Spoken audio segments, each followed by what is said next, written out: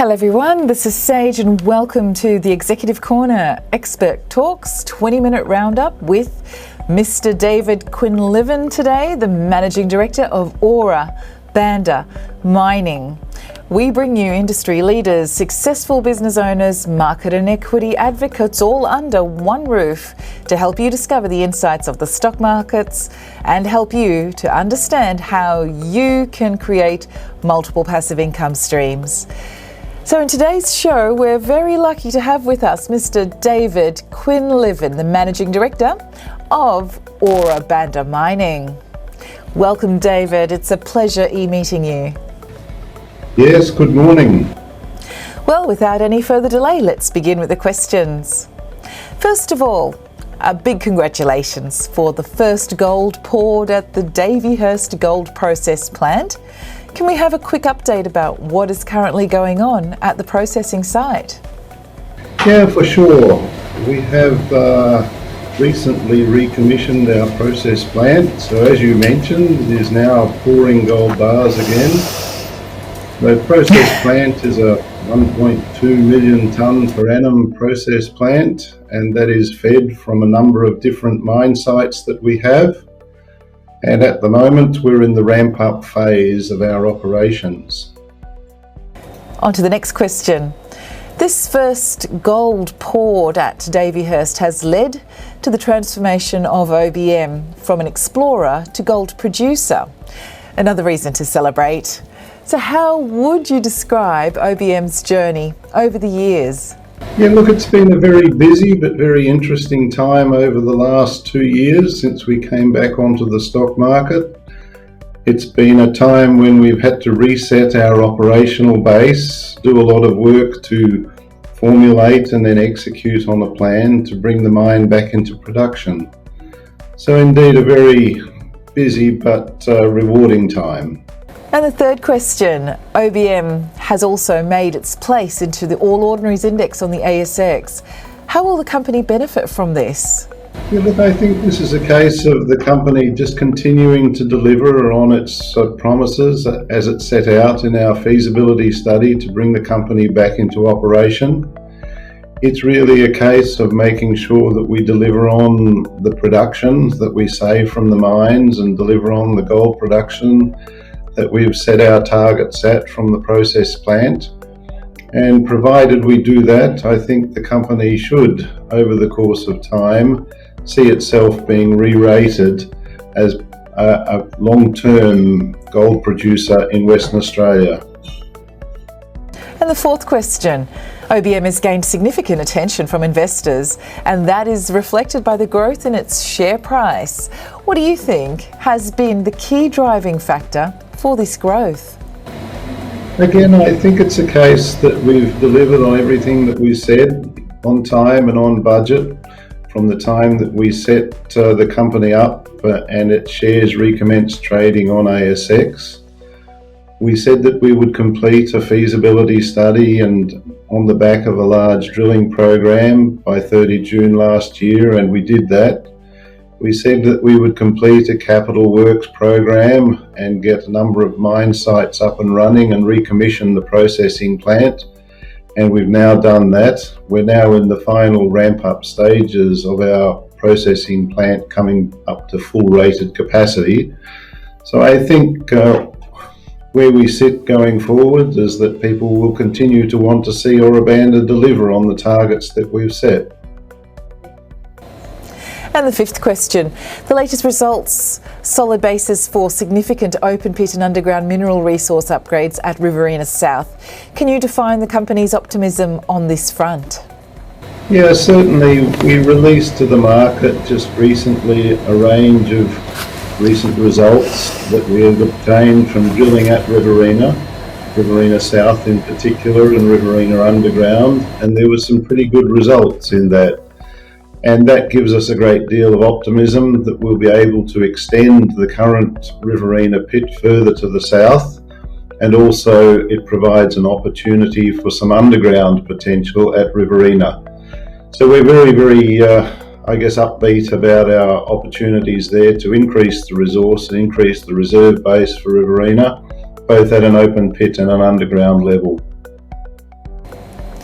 And number 6, we're sure that OBM's investors must be highly interested in knowing the upcoming works of OBM. Can you throw some light on the planned activities across the projects? Yeah, sure. Our focus over the last 6 to 7 months has been to bring the process plant back into an operating basis, and we've concentrated our efforts primarily in this area. Now that processing is back up to just about its full rated capacity, our focus is shifting more to the regional exploration program, and we're looking at expanding our resource and reserve base. We have a large number of very, very highly prospective areas that we want to go and have a look at on the exploration front. And to that tune, we've targeted between now and the end of the year around 18,000 metres of drilling in the Greenfields area and a further 10,000 metres of RC drilling in resource definition and some regional target area.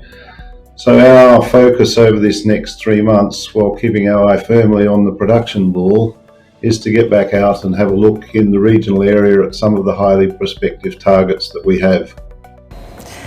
Number 7, how sound is OBM's funding positioning as of today for supporting the company's ongoing and upcoming activities? Yeah, look at the last quarterly report where we reported our cash. We had 32 million just over of cash in bank. We've obviously been running now for a period of nearly 3 months since that cash position was disclosed, and we'll put our March quarterly results out in due course in April. But suffice to say that we're tracking on budget in terms of where our spend was, and we're in the ramp up phase of production at the moment. So we have started delivering gold, and our revenue stream has started as a result of deliveries of gold to the Perth Mint. And 8, undoubtedly the past year has been a challenging time for the global economic environment. Are there any repercussions which OBM would need to address, and accordingly, what would be the short-term as well as long-term challenges for OBM in its journey ahead? How well is OBM prepared for them? Yeah, it has been an interesting year. Certainly the COVID pandemic has created a number of different scenarios that we've had to deal with across the mining industry in terms of movement of people and supply of goods and services. Our efforts have enabled us to keep on track and keep on schedule with the targeted timeline and budget that we set for ourselves in the feasibility study. So for that, many thanks to all in our team.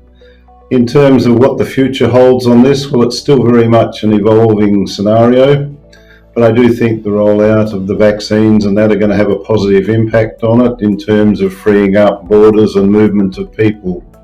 Ora Banda, like many organisations, is reliant on the people that it can have, and our ability to source people from even other states in Australia has been quite curtailed.